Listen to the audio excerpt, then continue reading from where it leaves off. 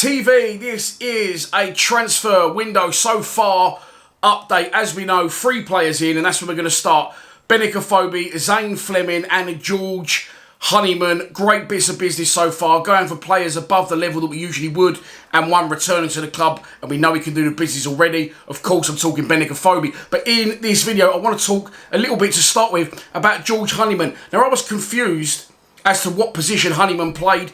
Some say he sounds like a glorified Ben Thompson. You know, he's busy, he likes to get about, he likes to get forward, he just wears his heart on his sleeve and gives everything for the club that he's at, and that's why he's only ever had 2 clubs in his career, which I really, really like. I watched the interview with Honeyman, and the sense I was getting was that, first and foremost, he said he's at Millwall to try and get promoted to the Premier League. So, fantastic to hear that, and you can just sense that he really, really is keen for the calls, and I've got a really good feeling about him. I think he's definitely going to be a Millwall type player, and I think he could sneakily end up being probably the best signing of the lot. Hopefully they'll all be brilliant, but I'm definitely backing Honeyman to do well for us. And in his interview on the club's Recast app, he said that he does a bit of everything. He likes to get forward, he likes to track back, so sort of like a box-to-box midfielder. However, previously I had heard that he's a 10 and he likes to play in behind, which did confuse me because obviously we signed Fleming and himself, both like to play in that position. And on top of that, as we know, Gary Rowett doesn't really like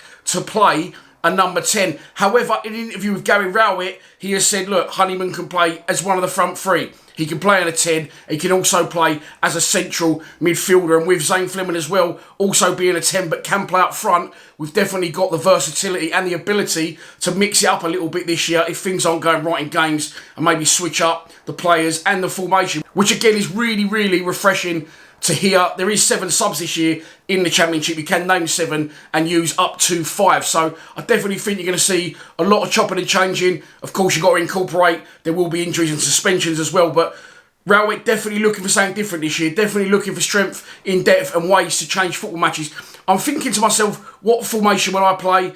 And what players would I pick if the season was to start tomorrow? And this is what I've come up with so far. I know Rowett probably won't play 4 at the back, but if it was my choice for the opening game against Stoke with the players we currently had, this is the team that I would go with. Bulkowski in goal, flat back 4, Murray Wallace, Jake Cooper, Sean Hutchinson, Danny McNamara. Central midfield 3, George Saville, Billy Mitchell and George Honeyman, with Zane Fleming in a 10 and Tom Bradshaw and Benicophobe up front. As I said, it's a little bit attacking for Rowett, and I don't think that's what he will go for, but definitely some quality players on that pitch, and definitely something that we could refer to if we are behind in the game and the 5 at the back isn't working. Let me know what you think about that team in the comments below, and let's move into not transfers in now, but transfers that definitely aren't happening. Starting with Lewis Ferguson of Aberdeen. News of them reported early this week he will not be part of Millwall's squad next season. We bid 1.5 million, didn't we? And allegedly it was worth around 3. However, the article does say that we met the valuation. However, Ferguson has opted to explore other ventures and pastures new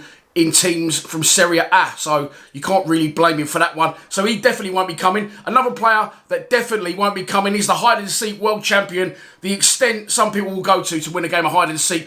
Ollie Burke signs for Werder Bremen. Look, it was advanced with Millwall, and I've got a golden rule, which I was going to say I'd never break, but now I can only say 99% of the time I don't break, and that is Richard Cowley or Jake Sanders. Once they've gone with it, I know it's concrete. I did break that rule, so just think in your head for a minute where that sort of things come from to me to break that golden rule. However, for whatever reason, I don't know why. I don't know whether Fleming wasn't available, and then Fleming did become available, and they're like, all right, Ollie, we'll let you know, yeah? Fuck off back up north for a bit. I don't know. Or Werder Bremen, of course, as we know, Ollie Burke is a man of the world, judging by his wardrobe, and he likes to travel. So Werder Bremen maybe have come in and offered a lot more wage-wise to him, which is more than likely. And so on that basis, he's put down the pen, he's got in his parachute, the wind's blown him east, and he's landed somewhere in Germany. Ollie Burke joins Werder Bremen, a random end to a random situation for a random guy. And next up, we're moving on to Leeds United, highly rated 19-year-old centre-back Charlie Creswell. Leeds have made the England under-21 available for a season-long loan, and yesterday reports, it could have even been the day before, that Millwall are in advanced talks with him That's gone a little bit quiet. I still think that might get done. However, I think you may not see transfers come in until next week now, as the team are in Ireland and they return to SE16 or wherever they live in and around the area on Saturday. So I still think that one could happen, but maybe we may have to wait on it until next week. And finally, yesterday the club announced there will be another pre-season friendly. It will be our first pre-season friendly, taking place against Crystal Palace at their Copers Cope Road training ground in Beckenham. It is behind closed doors. However, I'm sure Crystal Palace will stream it, as will Millwall, and it will be available to watch somewhere along the line on Recast or on YouTube. We did play them, of course, I think it was the first game of last season, pre-season, or the season before.